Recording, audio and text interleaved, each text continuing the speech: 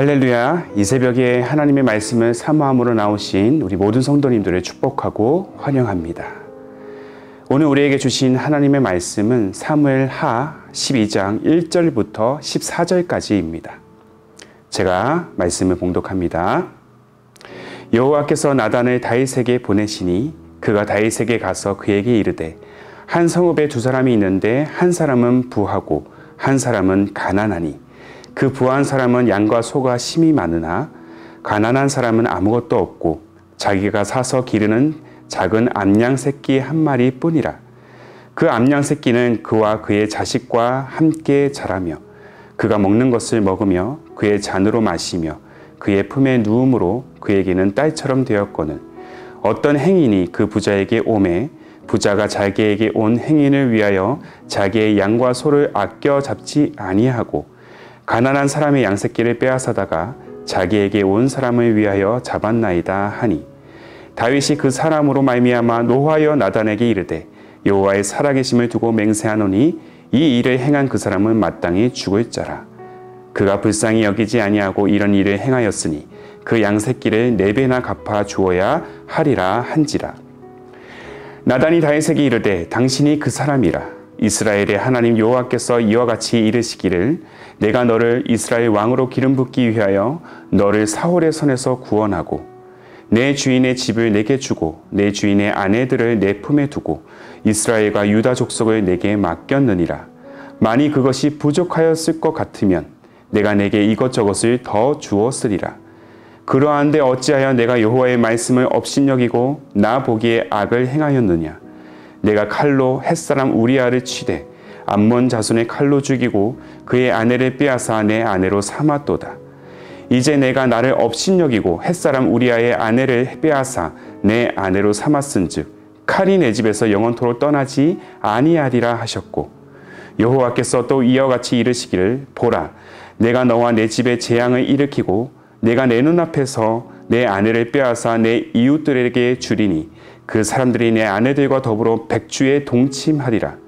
너는 은밀히 행하였으나 나는 온 이스라엘 앞에서 백주에 이 일을 행하리라 하셨나이다 하니 다윗이 나단에게 이르되 내가 여호와께 죄를 범하였노라 하매 나단이 다윗에게 말하되 여호와께서도 당신의 죄를 사하셨나니 당신이 죽지 아니하려니와 이 일로 말미암아 여호와의 원수가 크게 비방할 거리를 얻게 하였으니 당신이 낳은 아이가 반드시 죽으리이다 하고.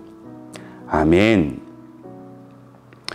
오늘 말씀은 자기 중심성을 벗어내고 있는 모습 그대로라는 제목으로 함께 나누고자 합니다. 내로남불이라는 단어를 많이 여러분들은 들어보셨을 것입니다. 바로 내가 하면 로맨스, 남이 하면 불륜이라는 말의 줄임말이죠. 남이 할 때는 비난하던 그 행위를 자신이 할 때는 관대하게 여기는 태도를 말합니다. 개인적으로 이 내로남불에 관하여서 가장 제가 기억에 남았던 장면이 있다라면 몇 년 전에 인기리에 방영됐던 드라마죠. 바로 부부의 세계입니다. 남자 주인공인 이태호가 부인으로부터 자신의 불륜이 발각되면서 많은 시청자들로부터 분통을 터뜨리게 했던 한 문장의 대사가 있습니다. 바로 사랑이 죄는 아니잖아. 자, 2015년 2월 이 간통죄가 폐지가 된 이후에 불륜 당사자들의 형사처벌은 어려워졌지만 여전히 민사소송은 가능하고 또 민사처벌이 해당되고 있어서 불륜은 법적으로나 또 도덕적으로나 명백한 죄악에 해당이 됩니다. 그러나 한편으로는 시대를 거듭할수록 불륜의 소재를 로맨스로 미화시켜 불륜에 대한 죄의식이 점점 희미해지고 있다는 사실도 또한 분명해 보이는 것이죠. 사실 이 내로남불은 불륜에만 해당되는 것은 아닙니다. 자기 방어, 자기 합리화의 문화가 짙게 배인 우리 사회 곳곳에 이 내로남불 형상이 일어나고 있습니다. 자신에게는 매우 관대하면서 남에게는 엄격한 잣대로 이 정죄와 비난을 일삼는 경우를 우리는 심심치 않게 목격하고 있습니다. 자, 오늘 본문에서도 우리는 매우 고전적이면서도 또 하나의 내로남불 스토리보드를 살펴볼 수 있습니다. 이 내로남불의 주인공은 누구일까요? 바로 다윗입니다. 본문에서 하나님은 나단 선지자로 하여금 다윗을 찾아가게 합니다. 나단은 다윗과 만나자마자 한 가지 비유를 실제 사건처럼 위장해서 다윗에게 들려줍니다. 자, 이 비유를 제가 다시 한번 간단히 요약하자면 가난한 한 남자에게 자신의 딸과 같이 귀하게 키운 양이 있었습니다. 그러던 어느 날 한 부자의 집에서 손님이 찾아오죠. 부자는 손님을 대접해야 되는데 자기가 소유한 양떼나 소떼는 내주기가 아까워서 그 가난한 자가 소유한 하나밖에 없는 양을 빼앗아서 손님에게 대접했다라는 것입니다. 다윗이 나단의 이야기를 듣고 매우 분노합니다. 자, 본문 5절과 6절의 말씀 다시 한번 제가 읽어드릴게요. 다윗이 그 사람으로 말미암아 노하여 나단에게 이르되 여호와의 살아계심을 두고 맹세하노니 이 일을 행한 그 사람은 마땅히 죽을 것이라. 그가 불쌍히 여기지 아니하고 이런 일을 행하였으니 그 양 새끼를 4배나 갚아 주어야 하리라. 자, 저는 이러한 다윗의 반응을 보면서 개인적으로는 참 소름이 돋았습니다. 그 이유는 첫째로 다윗에게는 전혀 죄의식이라고는 찾아볼 수 없었다라는 거예요. 나단 선지자를 만나기 직전에 그는 어떤 짓을 저질렀습니까? 충직한 부하의 아내인 밧세바를 범하였을 뿐만 아니라 자신의 죄악을 숨기기 위해서 이 밧세바의 남편인 우리아를 죽이기까지 했습니다. 그런데 이 자신의 과오는 전혀 생각하지 않고 나단의 비유에 등장했던 이 부자에 대해서는 엄청난 대가를 치르게 할 것이라고 엄포를 놓고 있는 것이죠. 그리고 둘째, 혹시 제 모습에도 다윗과 같은 그러한 이율배반적인 사고방식, 내로남불격의 이중적인 잣대로 하나님과 세상과 사람들을 대하고 있지는 않은지, 어쩌면 다윗과 같은 태도와 마음으로 전혀 죄의식이 없이 남들을 정죄하고 비판하며 나아가고 있는 제 모습이 있을지도 모른다는 생각 때문이었습니다. 다윗의 반응에 이 나단은 어떠한 변명의 여지도 없는 카운터 펀치를 다윗에게 날려버립니다. 무슨 말이죠? 자, 본문 7절의 상반절을 보십시오. 나단이 다윗에게 이르되 당신이 그 사람이라. 당신이 그 사람이라. 당신이 가난한 자의 귀한 어린 양을 빼앗은 부자다라고 지금 나단 선지자가 다윗에게 말하고 있는 것입니다.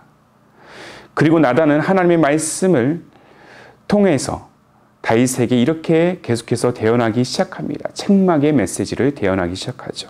하나님의 책망은 다윗의 행동에 대한 것도 있지만 더 본질적인 이유가 있습니다.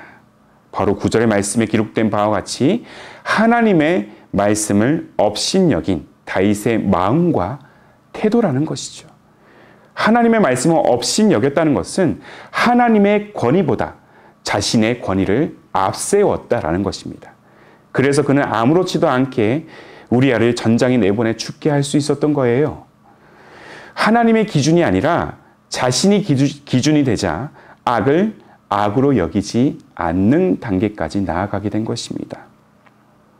사랑하는 성도 여러분, 우리가 늘 조심히 해야 할 태도는 바로 자기중심성입니다. 이 자기중심성은 자신에게 명백한 잘못이 있음에도 불구하고 그 잘못을 전혀 인식하지 않는 것입니다. 그래서 내로남불의 상황이 계속해서 펼쳐지는 것이죠. 어쩌면 잘못인지 알고 있으면서도 이 자기 합리화라는 사고방식에 갇혀서 누구에게도 자신의 잘못을 인정하지 않으려는 것인지도 모르겠습니다. 하지만 바울은 우리 인간이 결코 외면할 수 없는 공통의 특성을 지니고 있다는 사실을 말해주고 있습니다. 바로 로마서 3장 23절의 말씀이죠. 모든 사람이 죄를 범하였음에 하나님의 영광에 이르지 못하더니. 모든 인간은 죄의 특성, 바로 죄성을 가지고 있습니다. 얼마든지 유혹에 넘어질 수 있고요. 얼마든지 누군가를 속일 수 있습니다. 또 얼마든지 누군가에게 상처와 고통을 안겨다 줄 수 있다는 것입니다. 하지만 하나님을 하나님으로 여기지 않는 것이 죄의 본질이자 가장 큰 죄라는 사실을 우리는 결코 간과해서는 안 될 것입니다. 우리는 예수 그리스도의 십자가로 인하여 하나님의 은혜로 인하여 구원받은 존재들이지만 동시에 얼마든지 죄로 인하여 넘어질 수밖에 없는 자들입니다. 오늘도 우리는 이 사실을 늘 인정해야 될 것입니다. 그리고 마태복음 7장 3절에 기록된 바와 같이 그 예수님의 강화 말씀처럼 남의 눈에 있는 티보다 내 눈에 있는 들보를 먼저 바라봐야 할 것입니다. 인간은 늘 자기보다 남을 평가하려는 나쁜 습관을 가진 존재임을 예수님은 누구보다 잘 알고 계셨습니다. 다행히 오늘 본문 말미에 다윗은 나단 선지자를 통한 하나님의 그 책망의 메시지를 듣고 자신의 들보를 들여다봅니다. 그리고 엎드려 회개하죠.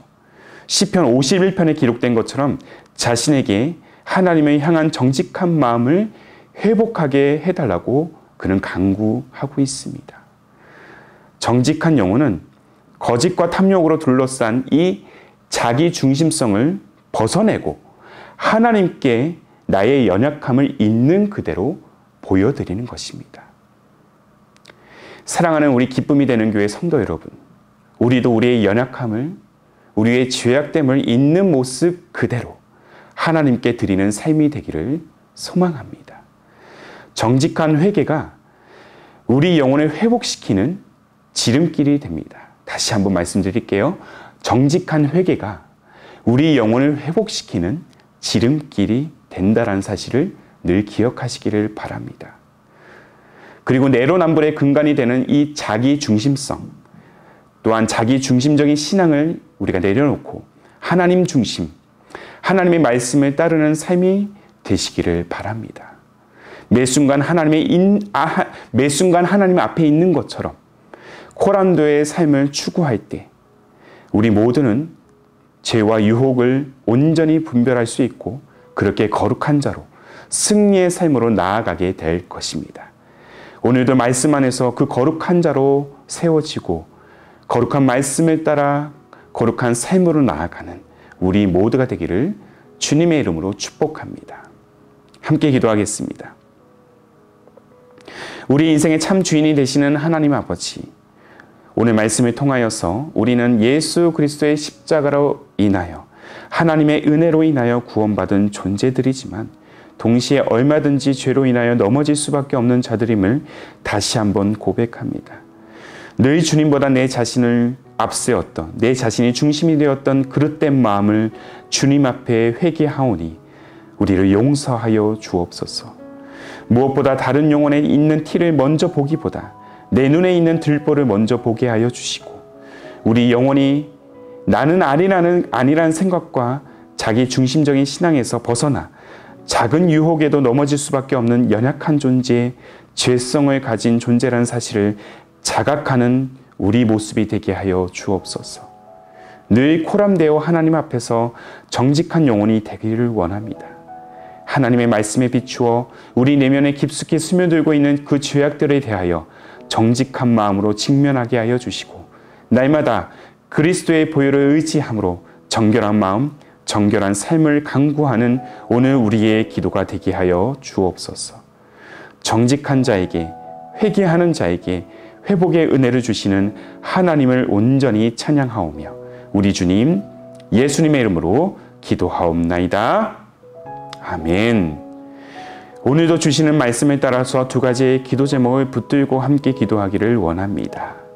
먼저는 우리 영혼이 자기 중심적인 신앙에서 벗어나 있는 모습 그대로 하나님께 나아가게 하시고 말씀 안에서 정직의 회복을 강구하는 우리의 기도가 되게 하여 주옵소서. 한 걸음 더 나아가 매 순간 하나님 앞에 있는 것처럼 코란데의 삶을 추구하는 우리의 삶 되게 하여 주시고 죄와 유혹을 분별하는 거룩한 자, 거룩한 공동체로 서게 하여 주옵소서. 이 두 가지의 기도 제목을 간절한 마음으로 함께 고백하면서 이 시간 기도로 하루의 삶을 열어가시기를 바랍니다. 함께 간절한 마음으로 기도하겠습니다.